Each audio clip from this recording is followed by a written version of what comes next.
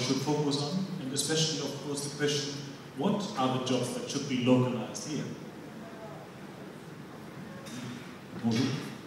Je dirais, comme grand constructeur expérimenté déjà dans la localisation dans le monde, toutes les technologies peuvent être localisées au Maroc à des degrés plus ou moins élevés. Je n'ai pas d'avis cependant sur le photovoltaïque, mais l'éolien, le solaire, l'hydroélectrique, qu'il ne faut pas oublier tout de même parce que le stockage des énergies vertes et la régulation des réseaux dans un réseau complexe comme le Maroc rend nécessaire aussi le développement de l'hydroélectrique. Alors notre expérience au Brésil, dans l'éolien, dans l'hydro, en Inde, en Russie, en Chine, et ce que nous voyons aux États-Unis est qu'on peut atteindre un taux d'intégration locale très, très élevé. En le faisant seul ou en le faisant avec nos partenaires sous-traitants, fournisseurs, dans l'éolien par exemple, les constructeurs de pales.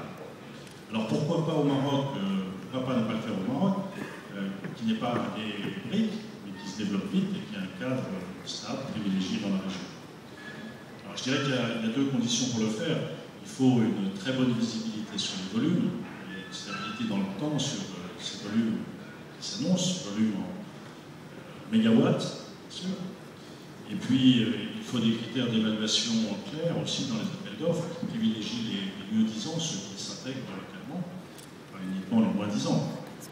Et puis il faut absolument pouvoir exporter facilement, parce que les volumes du Maroc sont importants, mais il faut aussi asseoir base d'une usine sur son exportation dans la région. Donc l'implantation dans un grand port, à proximité de l'aéroport, les conditions fiscales favorables sont aussi nécessaires. Alors si ces conditions sont réunies, comment positionner le Maroc dans la chaîne de valeur?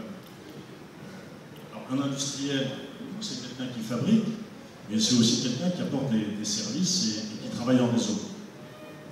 La chaîne de valeur de fabrication, il s'agit de faire apparaître de nouvelles filières industrielles. Pour l'éolien, je dirais que beaucoup peut être fait, sauf la génératrice, l'électronique de puissance, probablement, et le multiplicateur, mais le reste peut être construit au Maroc. Pour le solaire, une très grande partie également, sauf malheureusement les composants principaux du cycle thermique, qui sont des investissements trop lourds. Et aussi avec une inconnue sur les verres. Est-ce qu'un grand verrier peut s'implanter au Maroc, devenir fournisseur des miroirs? C'est une question à laquelle je n'ai pas de réponse. Sur l'hydraulique, beaucoup peut être fait aussi, sauf pour les très grandes pièces, mais en fait, dans l'hydraulique, vous n'aurez jamais une vraie filière industrielle. À cela, on peut ajouter aussi d'identifier dans le tissu industriel marocain toutes les entreprises qui peuvent devenir fournisseurs non seulement pour les marchés marocains, mais pour les marchés que nous avons en Europe, dans la région. Donc c'est une approche qui montre ces possibilités de succès dans le ferroviaire, peut tout à fait être produite sur les énergies renouvelables. Alors maintenant, la chaîne de valeur des services. Également, on peut confier au Maroc des études de détail des projets.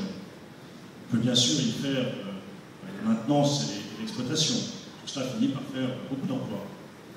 Mais on peut aussi faire des études de développement avec les universités sur ce qui est spécifique au Maroc dans les projets. Par exemple, l'impact sur les éoliennes, des températures élevées ou des milieux très abrasifs, le mélange de sel et de sable. Ou bien l'adaptation des hydroliennes au courant côtier de l'Atlantique. L'optimisation mathématique des champs solaires. Tout ça, c'est des domaines sur lesquels les coopérations sont possibles. Et ça fait partie de la chaîne de valeur pour nous. Et le troisième point, c'est de travailler en réseau avec d'autres industries.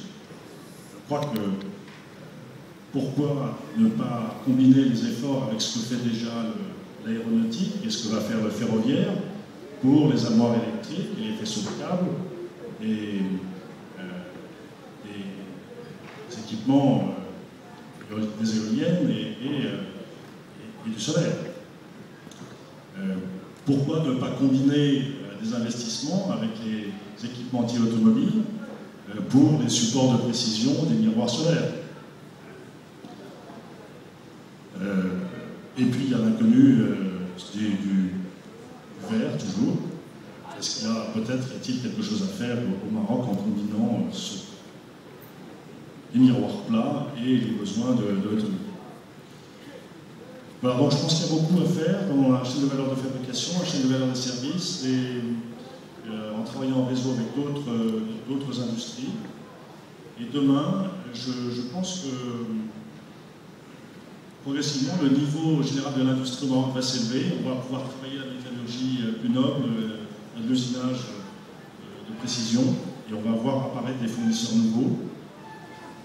Et si les fournisseurs marocains font l'effort d'obtenir leur certification par les organismes internationaux, ils auront le niveau de qualité dont on a besoin dans les équipements qui eux-mêmes sont certifiés.